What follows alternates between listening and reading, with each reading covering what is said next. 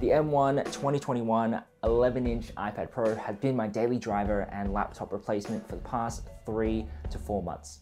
And we have a love-hate relationship. There's some moments where I adore this thing and it is the best thing in the world, and there are other moments where I want to throw it out the window and never see it again.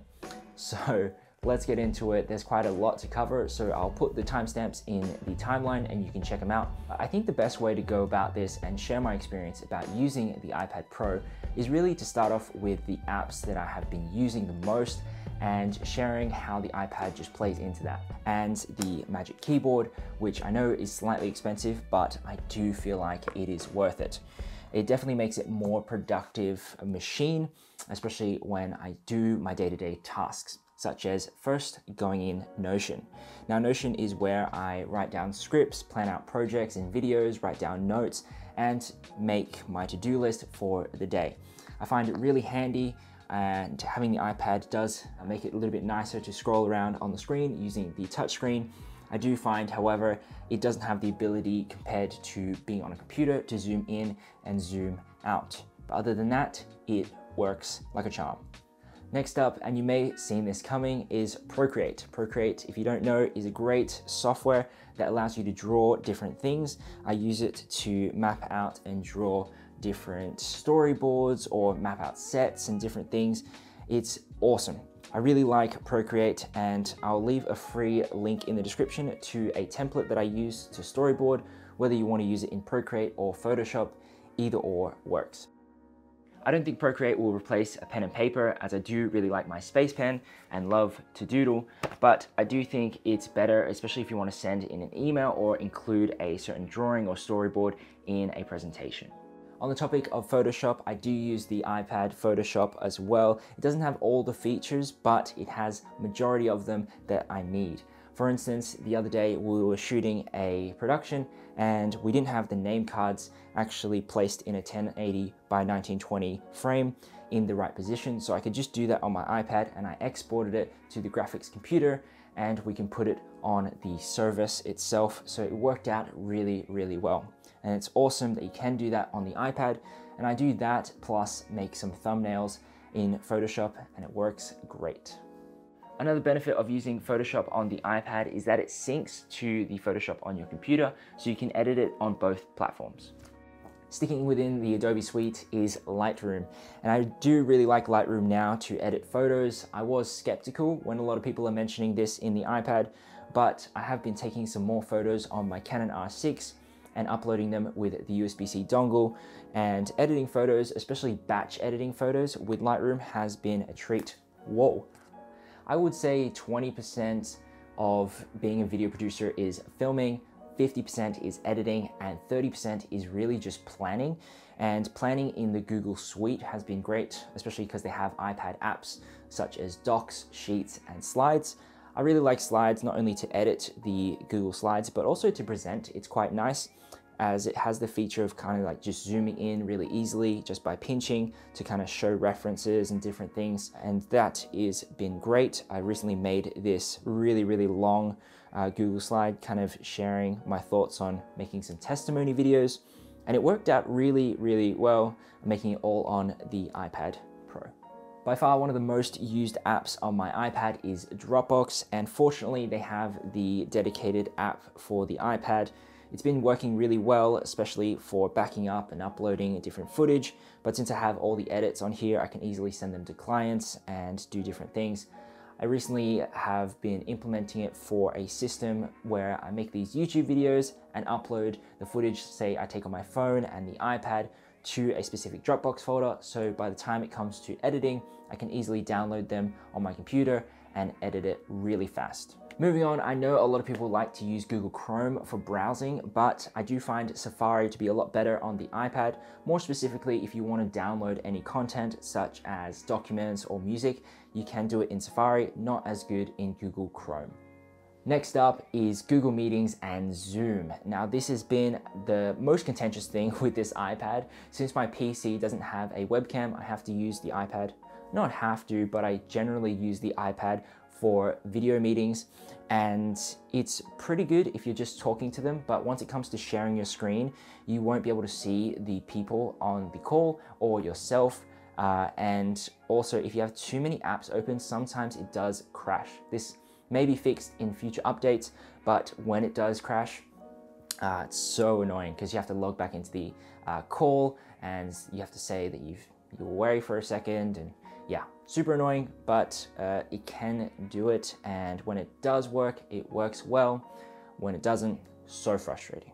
Finally, I don't know if this is a healthy habit or not, but YouTube Studios. I love checking the stats, and one of the biggest stats is that 99.something% is not subscribed. So if you do want to subscribe, it's free. I would really appreciate your support. Some honorable mentions for sure has to be Frame.io. I use that mainly when I'm taking a look at videos from different editors and reviewing them. And fortunately, you can do some drawings in Frame.io, kind of to circle the things that you don't like and write down comments. And I use this combo a lot. Next up, YouTube and Netflix. They work really well on the iPad. I really love the speakers, but more specifically with Netflix, you can open up Netflix and it plays in a little small window whilst you do other things. And that has been really great to get some work done. PUBG, I've been playing a little bit of that with my friend Horace in Hong Kong. So that has been really fun. And with the iPad, it does give you a bit more screen real estate.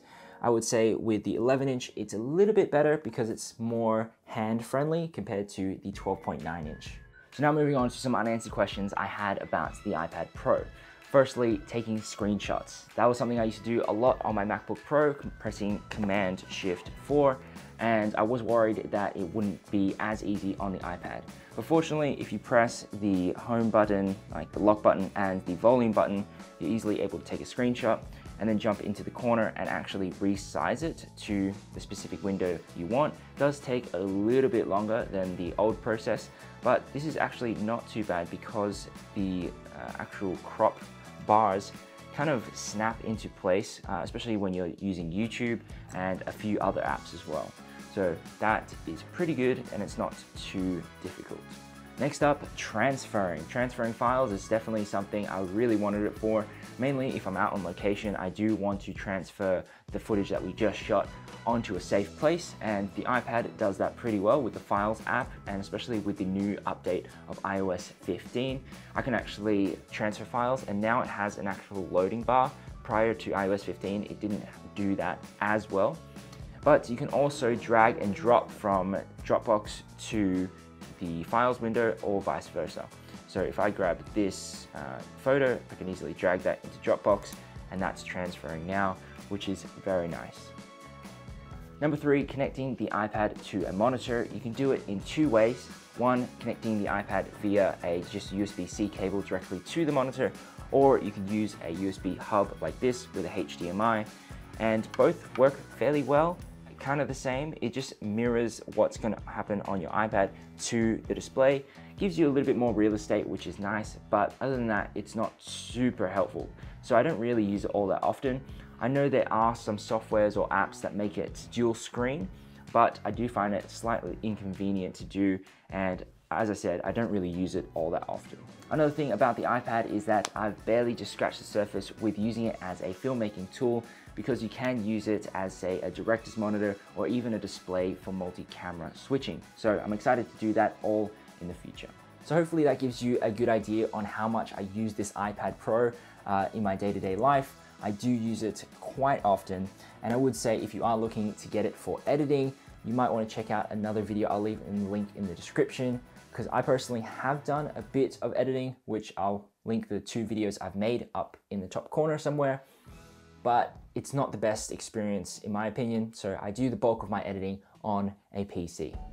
All around though, I would say some quick tips. For sure, having a Magic Keyboard definitely makes the iPad a more productive machine. Having the pencil I find is a must for a filmmaker, so that way you can actually start storyboarding and doing all those things. Screen protectors, the ones that have the matte finish, I would say reduces the clarity of your screen a little bit, so it depends if you like that or not.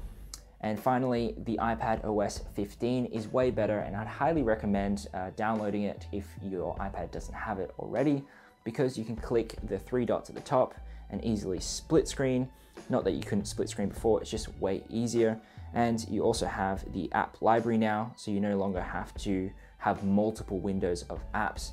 And also widgets, I forgot to mention, I really love having the world time on here, especially dealing with people from overseas. You can check when they're available to jump on a call or a meeting. It's been great. So all around, the iPad, even though we have a love-hate relationship, it is still a fantastic machine and I don't regret it at all. I am actually giving away some spare D-brand skin camera covers. If you do want one, make sure to send me a photo of your iPad in Instagram and I can happily ship one out to you for free. I have 2 to give away, so definitely first one comes, first one gets served. Definitely not the right way you say that, but thank you so much for watching and I'll see you in the next one. Bye.